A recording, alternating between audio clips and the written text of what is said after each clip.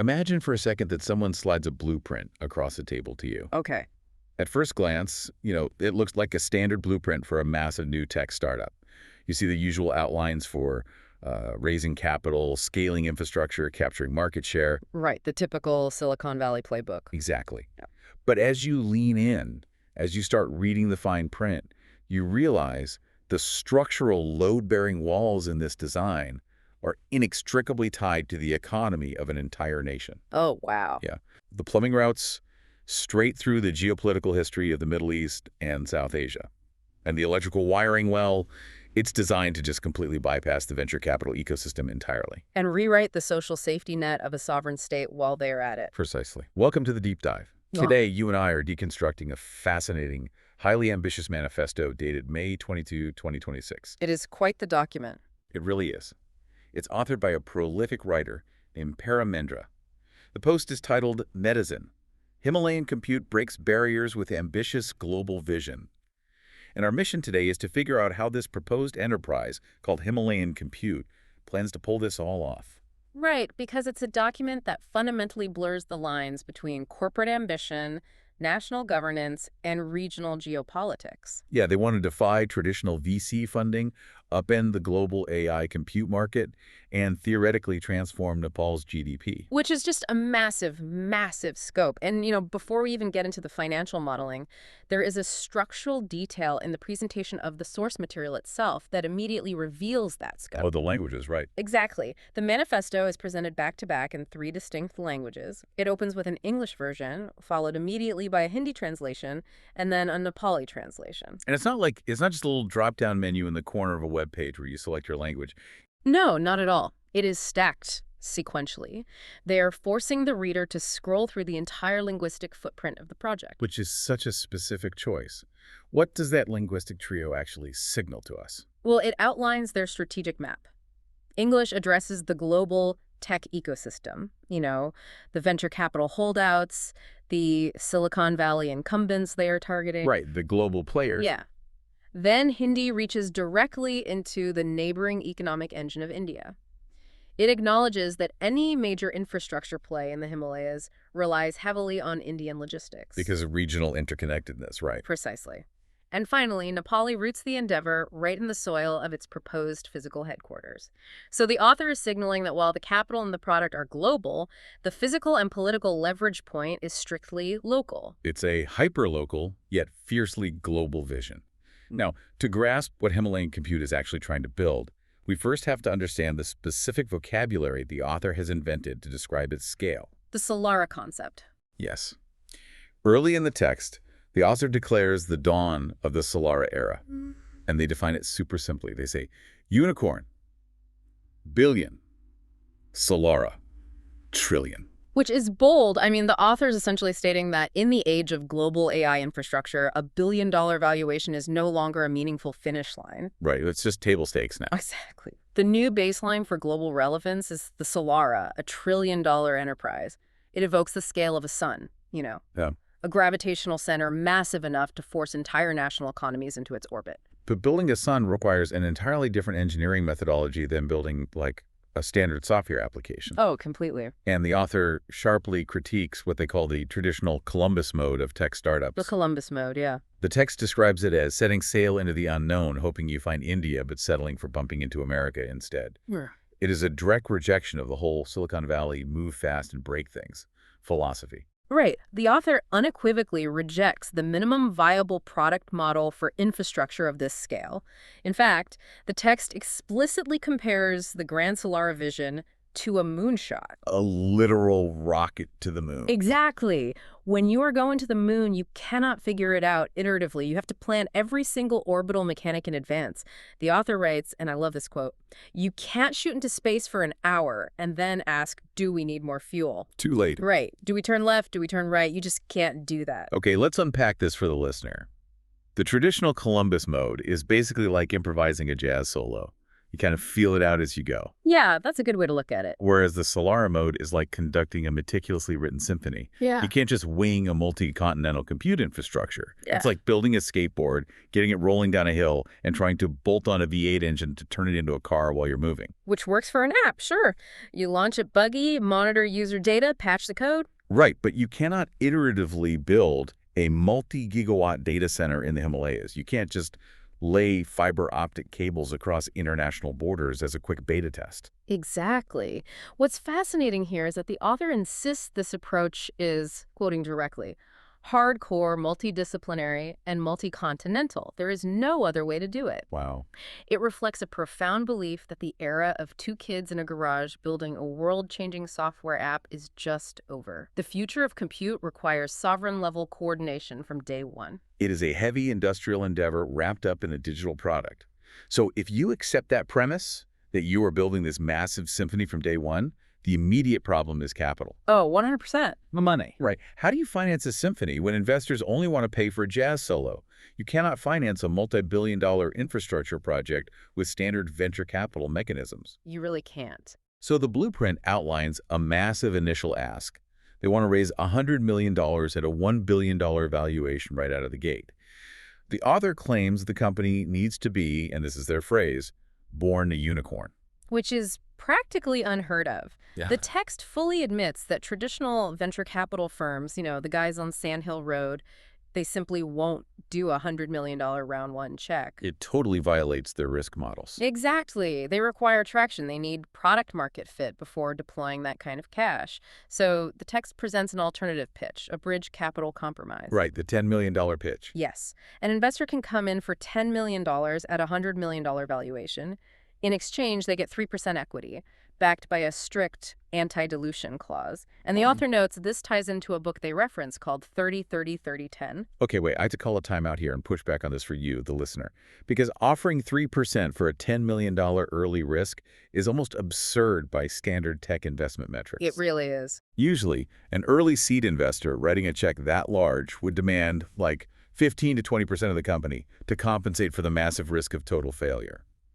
Standard VCs will look at a 3% offer and laugh you out of the room. Oh, they wouldn't even take the meeting. Right. It's like buying a wildly expensive VIP ticket to a concert before the band is even formed. Is this actually realistic, or is it a calculated filter? Well, the attraction lies entirely in that anti-dilution clause.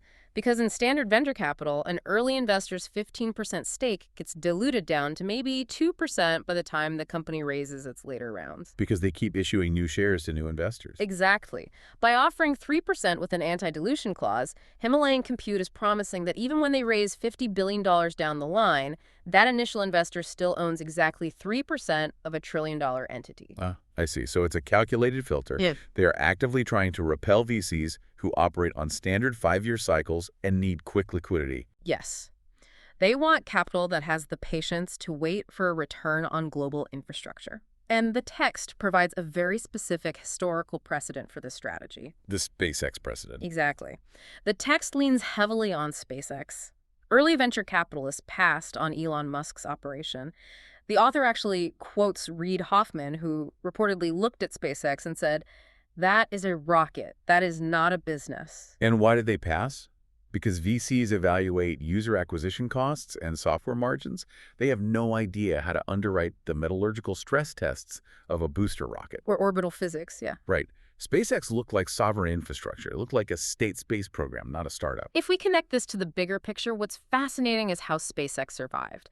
They bypassed the VC bottleneck and found a mega customer. NASA. Yes, NASA, a sovereign entity that needed exactly the infrastructure SpaceX was building and had the capital to fund it via massive contracts. So the author is framing Himalayan Compute in that exact same light. Exactly. They are signaling that they are way too big for VC. They are structurally designed to serve and be funded by mega clients and sovereign wealth. Okay, so that brings us to the actual product.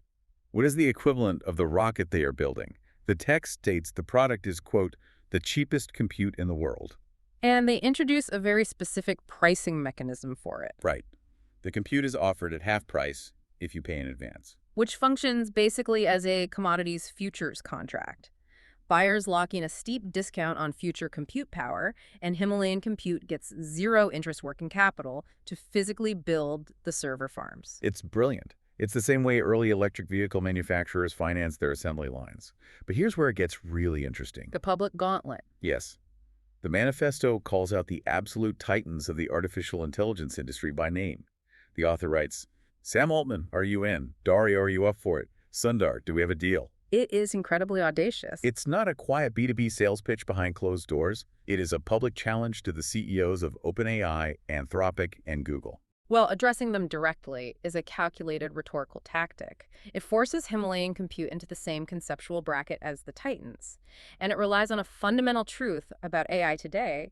Compute is rapidly becoming a pure commodity. Let's quickly explain why that is for the listener. A data center running tens of thousands of standardized chips like NVIDIA H100s produces the exact same mathematical output, whether it's located in San Francisco or Kathmandu. Right, a teraflop is a teraflop. Exactly. So if the product is identical, the only variables that dictate market dominance are the cost of electricity to power the chips and the cost of water or air to cool them down. And that is the geographic advantage. The Himalayas offer immense, largely untapped hydroelectric potential, plus naturally frigid air temperatures. Free cooling, basically. Exactly. If Himalayan Compute can leverage that geography to push the cost of power and cooling significantly below Western baselines, they can underbid Google and OpenAI. In a commodity market, the lowest price always wins. But to build that infrastructure, you need an army of elite engineers. And their strategy for talent acquisition is fascinating. It's so personal. The author details a specific instance of texting a high school classmate from Kathmandu who currently works at Apple. The pitch they use is, Apple gives you a fancy salary, but it cannot give you a multi-millionaire retiredom. Himalayan Compute can. That pitch completely dissects the psychology of the modern Silicon Valley expatriate. You know, a senior engineer at Apple earns a great wage, but their upside is totally capped. Apple isn't going to suddenly 100x in value. Right. They have already experienced their hyper-growth phase, so these engineers are experiencing the fatigue of golden handcuffs. Himalayan Compute offers them a ground-floor equity lottery ticket. But it's more than just greed, right? Right. But targeting a high school classmate, the pitch stops being purely financial. It becomes deeply cultural. Exactly. They are asking these engineers to leave the comfort of California, to return to their roots, and build a trillion-dollar enterprise in the region where they grew up. It is a potent mix of financial upside and a profound regional homecoming. And this concept of homecoming is the exact mechanism they intend to use to replace the venture capital they rejected earlier. Because the hundreds of millions of dollars have to come from somewhere. Right. And the manifesto points directly to the Gulf nations and their sovereign wealth funds as the ultimate financial backers. This is where the blueprint shifts into regional geopolitics. The author uses a really poignant historical argument. They write, Nepalus over decades helps build the Gulf countries with their own bare hands. Now the Gulf countries get to help build Nepal. It is a beautiful, almost karmic symmetry. For decades, the macroeconomic relationship between South Asia and the Middle East has been defined by the export of human labor. Right, millions of workers from Nepal basically constructed the skylines of Dubai and Doha. Exactly. And the manifesto proposes an inversion of that historical dynamic. It seeks to shift the relationship from labor export to capital import. So if you're listening, think of it as a generational exchange program. The physical sweat equity of the past century is used as leverage to invite the financial equity of the next century. And the mechanics make sense for both sides. The Gulf sovereign wealth funds control trillions, but they need to diversify away from oil for their future. They need foundational infrastructure investments. They need massive exposure to the global AI compute market. And Nepal needs immense capital to build out its hydroelectric grid. It elevates a simple business plan into a massive geopolitical alliance. But let's assume they get the sovereign wealth funds on board and the expatriate engineers return home. Right, you have the money and the talent. The next logical hurdle is actually building this massive infrastructure in Nepal, a process historically plagued by intense red tape. The bureaucracy. The text identifies governance as the absolute chief roadblock, but it notes a recent political shift, pointing to a Gen Z revolution that brought a new prime minister, Balin Shah, to power. Suggesting the climate is finally ready for a change? But the company doesn't just rely on good timing. They proposed a radical innovation to bypass the bureaucracy entirely. Oh, this part is wild. They propose giving the government of Nepal a direct 10% ownership stake in Himalayan Compute. And in exchange for that 10%, the company demands a one-desk policy located directly inside the Prime Minister's office. Anything the company needs, land acquisition, energy grids, customs clearances, will be handled by that single desk. Just an express lane through the national government. I am so fascinated by this, but I am also deeply skeptical. I mean, think about this thought exercise. A desk in the PM's office doesn't magically pacify local farmers whose water might be diverted for server cooling. Right. By making the government a massive shareholder, the company is attempting to align the state's financial incentives completely with the corporation's expansion. Does that ensure frictionless innovation, or does it just blur the line between a private company and a state enterprise? This raises an important question about regulatory capture. When a sovereign government profits directly and massively from the operational speed of a specific corporation, the state kind of ceases to be an impartial referee. Who regulates the company if the prime minister's national budget relies on the company's valuation? Exactly. It's a bold, potentially controversial hack of the traditional civic structure. The company is effectively merging its corporate operating system with the state's administrative apparatus. And the strategy to secure buy-in doesn't stop with the political elite. The government isn't the only local entity getting a 10% cut. No, they have a plan for the grassroots population as well. Right. The manifesto outlines a plan to give another 10% ownership stake to a dedicated foundation. And the explicit goal of this foundation is to end poverty in Nepal. Through direct cash transfers to the bottom 20% of the population. Which sounds amazing, but let's contrast the numbers here to understand the sheer scale of the ambition. Nepal's current gross domestic product is roughly $50 billion. Okay.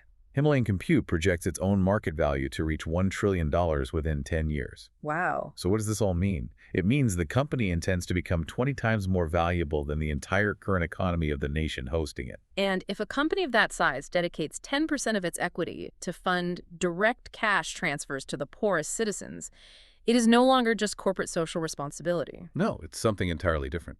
The text uses the term national transformation. This is establishing a parallel welfare state funded by AI compute.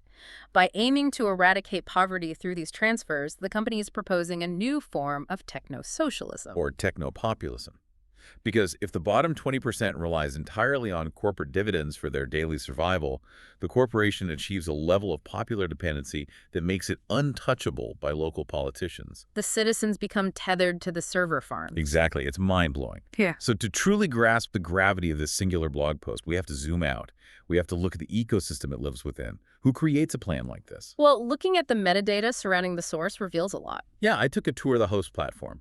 The author, Paramendra, has generated nearly 7.5 million page views and has been posting consistently since 2005. This is not a sudden whim. No, and the bibliography they provide acts as a map of their methodology. It's a really wild, fascinating mix of genres. Right. I'm reading off some of these titles. You have hard tech analysis like physical AWS, how the logistics cloud will reshape global commerce, placed right alongside economic theory like Unicorn to Solara with purpose. And then there are spiritual treatises like Kalkiism, the economic and spiritual blueprint for an age of abundance.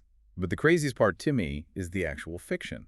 They list novels, titles like The Country of Geniuses and The Great Subcontinent Uprising. Yes, building a Solara clearly requires an imagination that is comfortable with science fiction. World building in a novel allows an author to essentially game out the macro tensions of a region. Well, that makes so much sense. Right. When you write a narrative about a subcontinent uprising, you are actively modeling the friction between migrant labor, sovereign capital, and state bureaucracy. So they take the geopolitical stress tests from their fiction and translate them directly into real-world corporate strategy. Exactly. The one desk policy, the Sovereign Wealth Fund, pitched the lines between prophecy, fiction, and business planning are intentionally blurred. And the sheer volume of output is staggering. Hundreds of posts a year, tracking everything from OpenAI's boardroom dramas to Hyperloop logistics to AI safety. It isn't just an isolated pitch deck, it's the compiled output of an entire intellectual operating system that has been running for 2 decades. An operating system that believes artificial intelligence, sovereign wealth, regional labor history, and direct cash transfers are all just different levers on the exact same control panel. It is a totally holistic view of infrastructure. It really is. So let's briefly recap this wild journey we've been on today. We started with the invention of the Solara metric aiming for $1 trillion. Then the deliberate rejection of traditional venture capital in favor of that SpaceX sovereign customer model. Right. We look at how commoditizing AI compute allows them to challenge Silicon Valley on pure price while leveraging regional homecoming to poach Apple engineers. We examine the macroeconomic pivot from exporting physical labor to importing Gulf sovereign capital. And finally, the structural hacks. Giving away massive equity stakes to bypass state bureaucracy and pacify the local population through direct cash transfers. It is a lot to take in. It is. So I want to leave you, the listener, with a final thought to mull over. Let's assume, just for a moment, that this specific blueprint is executed flawlessly. Okay, let's game that out. In 10 years, Himalayan Compute is sitting in Kathmandu with a market valuation of $1 trillion. The host nation's entire economy is just a fraction of that size. Right. The corporation is fast-tracking all its infrastructure needs through a dedicated desk in the Prime Minister's office, totally overriding local friction. And simultaneously, the corporation's dividends are functioning as the primary social safety net for the country's poorest citizens. Yes. So if a single corporate startup achieves that level of absolute economic, administrative, and social leverage over its host nation, what happens to the definition of a country? That is the ultimate question. When the gravitational pull of the company vastly exceeds the mass of the state, the traditional hierarchy of governance inverts. Does the company serve the nation, or does the nation eventually just become the physical headquarters and the administrative subsidiary of the company? It's a terrifying and fascinating thought. It's a mechanism worth considering the next time a tech founder claims their new product will change the world. Because some of them aren't just trying to disrupt an industry. They are actively attempting to rewrite the operating system of the state. Keep questioning the blueprints. Keep questioning everything. Thanks for joining us on this deep dive, and we'll catch you next time.